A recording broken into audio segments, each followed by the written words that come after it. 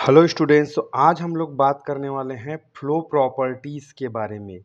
Right. सो जब भी कोई पाउडर या फिर ड्रग सब्सटेंस जिसके बारे में हम एनालिसिस कर रहे होते हैं, राइट, तो उस ड्रग पाउडर का, उस ड्रग सब्सटेंस का किस तरह से फ्लोएबिलिटी होनी चाहिए, राइट, और उसका फ्लोएबिलिटी कैसा है, यह जानना बहुत ज़रूरी होता है जब हम किसी डोजेस फॉर्म को बनाने से पहले उस ड्रग कंटेंट के ड्रग पार्टिकल्स को स्टडी कर रहे होते हैं।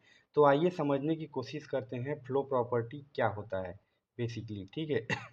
तो पाउडर फ्लो और flowability is defined as the relative movement of a bulk of particles among neighboring particles or along the container wall surface। Right.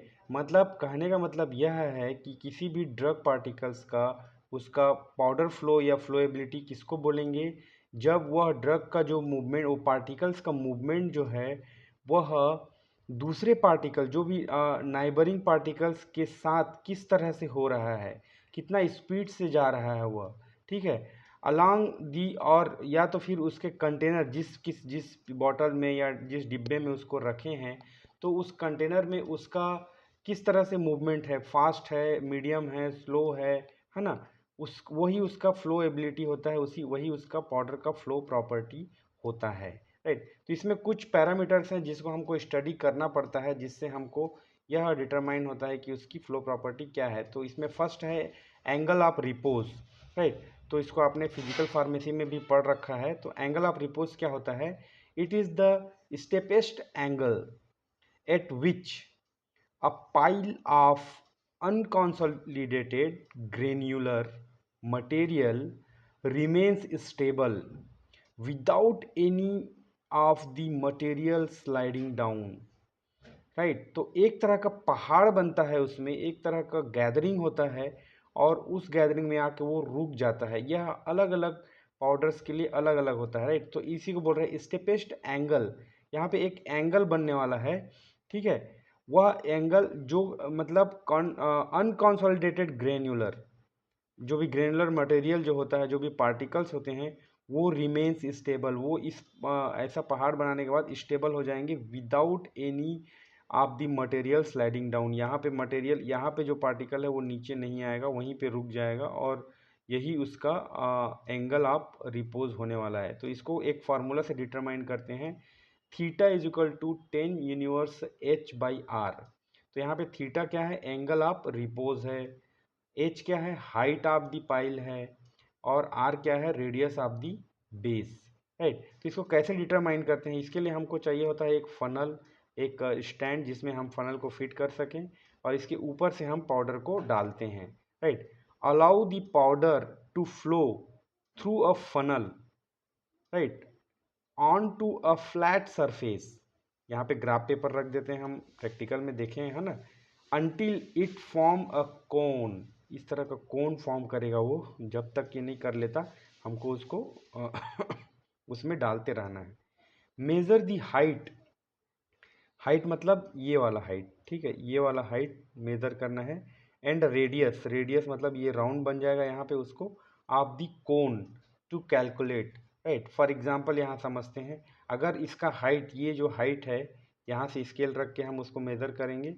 इसका हाइट अगर 5 सेंटीमीटर है और इसका जो रेडियस है यह 10 सेंटीमीटर है, तो इसका रिपोज ऑफ एंगल कितना हो जाएगा? Theta is equal to 10 inverse 5/10। 10 inverse से ये 0.5 हो जाता है, इसको डिवाइड करेंगे तो, और इसको फिर हम कैलकुलेटर से कैलकुलेट करेंगे तो ये 26.57 डिग्री। ठीक है। तो ये हो गया, ये जो डिग्री आता है यह वही उसका मतलब एंगल है। ठीक है, एंगल इसी को बोलते हैं एंगल ऑफ रिपोज। ठीक है। तो यहाँ पे कुछ पैरामीटर दिए हुए हैं स्टैंडर्ड, जैसे कि अगर यह मतलब लेस देन 25 है तो एक्सेलेंट है, 25 to 30 है तो good flow property, good angle of repose, 30 to 40 है तो पैसेबल, और 40 से एबव है तो वेरी पुअर। तो यहाँ पे जो हमारा वैल्यू आया है 26.57 डिग्री, तो यह इस रेंज में आता है। इसका मतलब इसका good repose of, good angle of repose है। ठीक है, ये हो गया फर्स्ट पैरामीटर।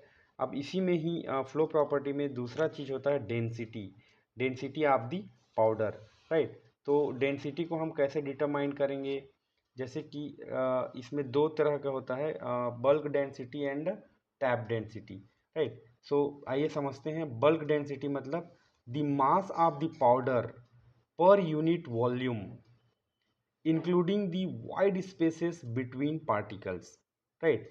तो जब भी हम किसी भी पाउडर को ड्रग सब्सटेंस को मेजरिंग सिलेंडर में डालेंगे, बिना डिस्टर्ब किए, बिना हिलाए डुलाए, तो वो जितना भर जाएगा उसको उसका बल्क डेंसिटी बोलते हैं, ठीक है। इसको डी बी से small capital D and small B से डिनोट करते हैं, M by V O, right.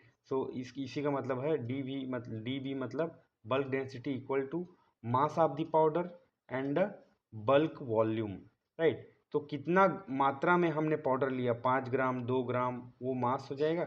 और बल्क ये कितना दूर तक भरा, तो यहाँ पे मेजरिंग सिलेंडर में जो नंबर्स रहते हैं उसको हम नोट डाउन कर लेंगे और इस फार्मूला में फिट करके उसको डिटरमाइन कर लेंगे कि उसका बल्क डेंसिटी कितना है। इसी तरह से दूसरा होता है टैप डेंसिटी।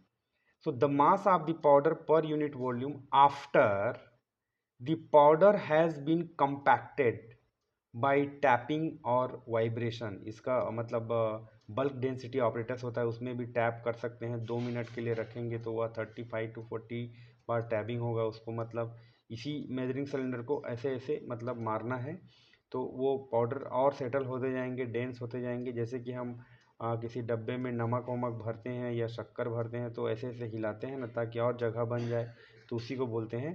तो टैबिंग करेंगे तो वो नीचे चले जाएगा, यहाँ पे जो था, यहाँ तक जो था वो नीचे चले जाएगा और उसी को बोलेंगे टैप वॉल्यूम। तो यहाँ पे एक फार्मूला फिर रहेगा, वैसे ही फार्मूला, लेकिन इसको डी टी से डिनोट करेंगे। टी मतलब tapped, equal to M by V को फिर स्मॉल टी से रखेंगे ताकि ये वॉल्यूम टैप्ड डेंसिटी का वॉल्यूम है करके इस फार्मूला में अगर फिट करेंगे तो हमको टैप डेंसिटी मिल जाएगा, ठीक है। अब इसके बाद दो और इम्पॉर्टेंट पैरामीटर्स आते हैं इसी में डेंसिटी में।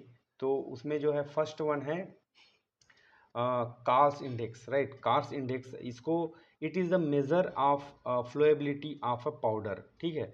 तो इसको हम आई से डिनोट करते हैं। तो इसमें वो ये जो वैल्यू बल्क डेंसिटी और टैप डेंसिटी का वैल्यू है हमको यहाँ पे यूज़ हो जाएगा। डी टी मतलब tap density minus D B bulk density divided by D T tap density into 100। इस फार्मूला में अगर हम पुट करते हैं तो हमको ये मिल जाता है, ठीक है। तो इसका भी 5 to 15 है तो एक्सलेंट है, अगर 12 to 15 है तो गुड है, 15 to 22 है तो फेयर है, 23 to 30 है तो पुअर है, राइट। 33 to 38 है तो वेरी पुअर है, ठीक है, इस तरह से। अब उसके बाद फोर्थ इसमें पैरामीटर है हॉसनर्स रेशियो, ठीक है। तो इसमें भी टैप डेंसिटी और बल्क डेंसिटी को जब हम डिवाइड करते हैं तो जो वैल्यू आता है उसको हॉसनर्स रेशो कहते हैं, राइट। तो इस तरह से इन फार्मूला को आप याद करके आप ये सारे चीज़ आप निकाल पाएंगे किसी भी ड्रग सब्सटेंस का, किसी भी पाउडर का, राइट। तो यह भी बहुत इजी तरीके से समझाने की कोशिश किया गया है। यह नोट्स आपको टेलीग्राम चैनल में मिल जाएगा, लिंक मैं डिस्क्रिप्शन बॉक्स में दे दूंगा। आप वहां से क्लिक करके इस नोट्स को डाउनलोड कर सकते हैं और चाहें तो डायरेक्ट इस नोट्स से पढ़ सकते हैं या अपना खुद का नोट्स बना सकते हैं। अगर समझ में नहीं आया तो वापस वीडियो में आइए और वीडियो को देखिए, राइट। ये सिर्फ इंट्रोडक्टरी मकसद से बनाया गया है। अगर आपको डीप नॉलेज चाहिए तो always refer the standard book, right. उसमें आपको और ही पहले यहाँ से समझ लीजिए और बुक में जाके और डीप, जैसे जी पैट वगैरह की तैयारी कर रहे हैं तो आपको वहाँ से और डीपेस्ट नॉलेज मिल जाएगा। Thank you.